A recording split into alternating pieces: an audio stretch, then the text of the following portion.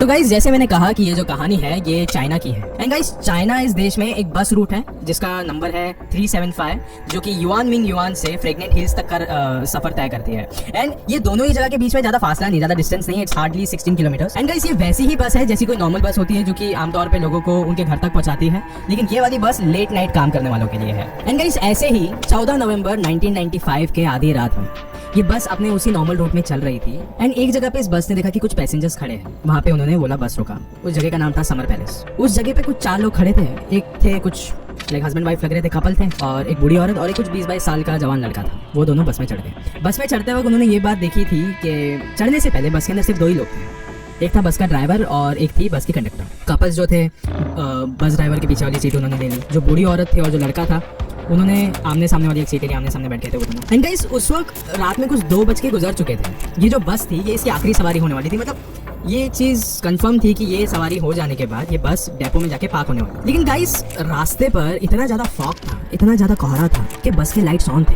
फिर भी दिख नहीं रहा था ड्राइवर को आगे। विजिबिलिटी टोटल 0 थी। एक्सीडेंट होने के चांसेस भी बहुत ज़्यादा थे। तो इसके लिए बस ड्राइवर ने ये वाली बात सजेस्ट करी थी सारे इन लोगों को कि एक एडवाइस मांगी थी कि क्या हमें इसी रास्ते से जाना चाहिए या फिर हमें दूसरा रास्ता ले लेना चाहिए। तो जो कंडक्टर थे, जो लाइक बूढ़ी औरत और एक जवान लड़का था, उन दोनों ने इस बात को कंफर्म कर दिया था कि हाँ हमें दूसरे रास्ते से गुजरना चाहिए क्योंकि यहाँ पे कुछ भी हो सकता है।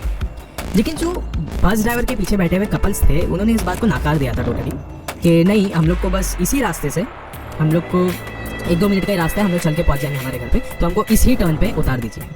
गाइस ये इस रूट का फाइनल टर्न था।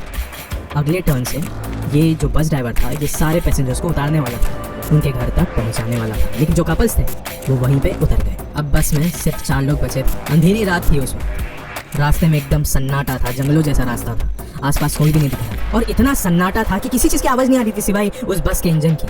किसी चीज़ की आवाज़ नहीं थी, एकदम साइलेंट था, पिन ड्रॉप साइलेंट। बस में कोई भी एक दूसरे को नहीं जानते थे तो ऑफकोर्स वो एक दूसरे से बात नहीं कर सकते थे। बस उनके पास एक ही ऑप्शन बच रहा था कि अंधेरी रात में बस अपनी खिड़की के पास बैठ के वो बाहर का जो नज़ारा है वो उसको एंजॉय कर सकते हैं, जो ठंडी हवा आ रही है उसका लुत्फ उठा सकते हैं। वो जो बूढ़ी औरत थी वो ये सब कुछ करके अपना वक्त काट रही थी। एंड उसी वक्त बस ड्राइवर ने बस को इमीडिएटली ब्रेक लगाया। वो जो लड़का था लाइक वो इमीडिएटली शॉक में उसे उस बस ड्राइवर पे चिल्लाया कि ये सब कुछ क्या है, आधी रात में ऐसे सुनसान जगह पर आप गाड़ी कैसे रोक सकते हो, दिख नहीं रहा है आपको यहाँ पे कितनी ठंड है। बस ड्राइवर पीछे मुड़ा, उसने कहा कि ध्यान से देखो, रास्ते के बीच में 3 लोग खड़े हैं।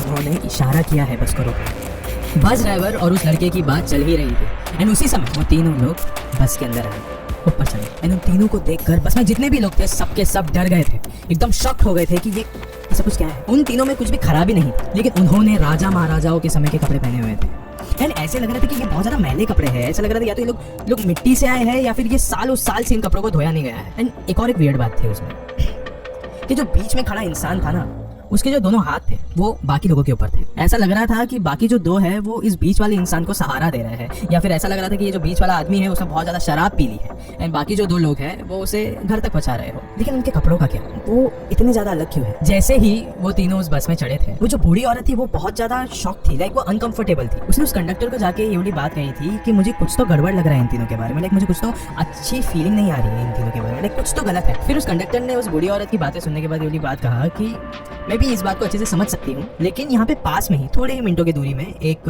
थिएटर है एंड मुझे ऐसा लगता है कि ये जो लोग हैं ये तीनों ये उसी थिएटर से आए हैं, ड्रामा वाले लगते हैं। फिर उस बूढ़ी औरत को और ज़्यादा लाइक ऐसा अनकंफर्टेबल महसूस होने लग गई थी वो, क्योंकि वो जो लड़का था जवान वो तो शांत हो गया था कंडक्टर की ये सारी बातें सुनकर, लेकिन वो बूढ़ी औरत ना बहुत ज़्यादा अलर्टेड हो गई थी कि अगर ये ड्रामा वाले हैं तो ये कंडक्टर आके हमें क्यों कंसोल कर रही है। वो लोग भी ये बात बता सकते थे हमें। एंड अगर उस बीच वाले ने ज़्यादा पी रखी है तो उसके जो बाल हैं वो उसके पूरे चेहरे के ऊपर क्यों है। ये सारे सवाल उस बूढ़ी औरत के दिमाग में चल रहे थे। बहुत सारे एकदम खिचड़ी पक रही थी और फिर से उस बस में वही वाला सन्नाटा छा गया जो कि कुछ समय पहले। एंड ये जो सवाल थे ना उस बूढ़ी औरत के दिमाग में घूम रहे थे बार बार। तो फिर वो बूढ़ी औरत ना अवॉइड नहीं कर रही थी इन बातों को, वो अपनी तिरछी नज़र से उन्हीं तीनों लोगों को बार बार देख रही थी, लाइक अपनी साइड आई से उन तीनों को देख रही थी। एंड गाइस एक बात बोलो, अभी ना रास्ता कुछ ज़्यादा बचा ही नहीं था, बहुत नज़दीक थे वो लोग उस प्रेग्नेंट हिल से, लाइक बस पहुँचने ही वाले थे। एंड बस अभी उसी रूट पर आ गई थी जिस रूट से उनको ऑलरेडी ट्रैवल करना था, लेकिन उन्होंने एक टर्न लिया था। सो वो अपने डिफ़ॉल्ट रास्ते पर आ चुकी थी। लेकिन रात बहुत हो चुकी थी, बस में कुछ भी आवाज़ें नहीं थी, एक पिन ड्रॉप साइलेंस था, मतलब पूरा सन्नाटा था। वो जो बस ड्राइवर था अभी उसको बहुत ज़्यादा नींद आने लगी थी, उसकी आँखें एकदम लग रही थी। वो धीरे से उसको थोड़ा सा होश आया, उसने देखा कि उसके बस के पास से एक काली बिल्ली गुजरी।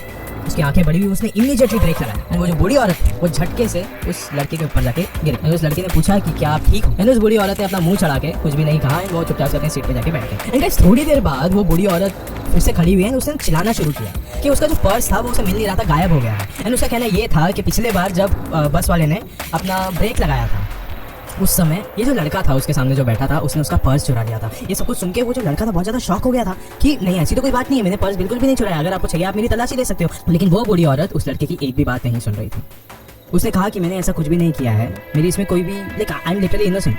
वो बूढ़ी औरत ने उसको लाइक एक चमाट भी मार दिया था उस समय, like he was very shocked कि ऐसा क्यों हो रहा है उसके साथ। ये सब कुछ ड्रामा देखने के बाद वो जो बस कंडक्टर एंड वो जो बस ड्राइवर थे उन्होंने बोला कि शायद से आपको ये सारी चीज़ें यहाँ पे नहीं करना चाहिए, आपको बस से नीचे उतर जाना चाहिए, यहाँ पे पास में पुलिस स्टेशन है, आप जाके इसे सॉल्व कर सकते हैं। एंड उस समय जब ये सारी चीज़ें हो रही थी ना, उस बूढ़ी औरत को वो जिस इंसान के बाल पूरे चेहरे पे आ रहे थे उसकी हंसी भी उसको सुनाई दे रही थी। एंड उसी समय वो बूढ़ी औरत और वो जवान लड़का उस बस से नीचे उतर गए। उतरने के बाद वो लड़का बहुत ज़्यादा डरा हुआ था कि उसको ऐसा लग रहा था कि आपको सिर्फ पुलिस स्टेशन जाने वाला है, लेकिन वो औरत के चेहरे पे अभी कोई भी टेंशन नहीं थी। शी वॉज वेरी रिलैक्स क्योंकि उसके सर से ना बहुत बड़ा टेंशन गया है, ऐसा उसके शक्ल पे लग रहा था। वो लड़के ने फिर उस औरत को पूछा कि आपने ये सारी चीज़ें क्यों करी है, मैंने तो कुछ भी चोरी नहीं करी है। फिर उस औरत ने बोला है कि आपको चिल्लाने की जरूरत नहीं है, आपको मुझे शुक्रिया अदा करना चाहिए, सच बताओ तो मैंने तुम्हारी जान बचाई है, ये सब कुछ करके। एंड उस लड़के को ज़्यादा कंफ्यूज ना करते हुए उस औरत ने उस लड़के को एक कहानी सुनाई। फिर बूढ़ी औरत ने एक बात कही उस लड़के को कि जैसे वो जो 3 लोग थे जब वो लोग बस में चढ़े तो मैंने एक चीज़ नोटिस करी थी कि कुछ तो गलत है इनके साथ, लाइक कुछ तो वाइब चेंज है, कुछ तो नेगेटिव है इनके साथ।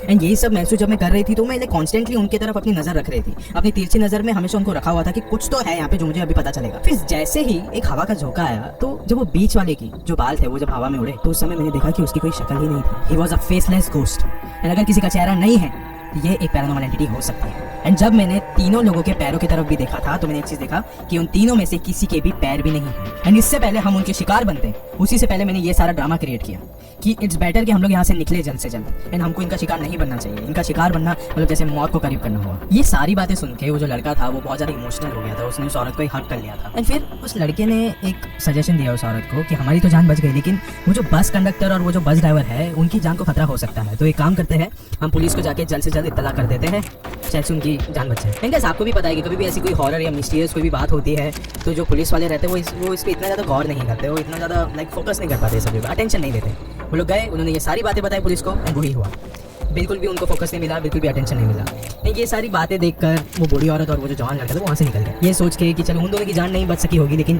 हमारी तो जान बच गई। लेकिन गाइस अभी आपको लग रहा होगा कि ये जो कहानी है, ये जो हॉरर स्टोरी है ये यहीं पे खत्म हो गई होगी, राइट? नहीं, अभी जो मिस्ट्री है, अभी जो हॉरर है वो तो बस अभी शुरू हुआ है। गाइस 14 नवंबर को ये वाली बस अपने डेस्टिनेशन पे जाने के लिए निकली थी लेकिन ये कभी भी अपने डेस्टिनेशन पे पहुंची ही नहीं। पुलिस को जैसे ही ये बात का पता लगा उन्हें याद आई वही बूढ़ी औरत और वो यंग लड़का।